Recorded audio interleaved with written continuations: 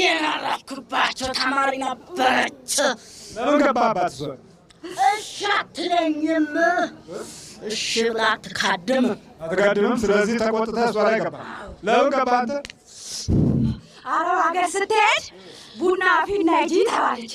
ከዛን አላፈላም የፈጠረኝ አንድ አምላክ ነውና ከመለሰኝ ይመልሰኝ ብላ ሄደች። ከዛን ካውያ አልሰራ ጠዋት ስትነሳ ሆዷ ውስጥ ገባን። ከዛ ስንገባ እጇን እግሯን ስርስር አደረግን። ለምን? በቃ አልተገዛችም ለኛ፣ አልተንበረከከችም ለኛ። ታዲያ አትንበርከካ። በቃ እኛ አመላችን እንዲህ ነዋ፣ ላልተገዛ እንዲህ ነው ታውላለች።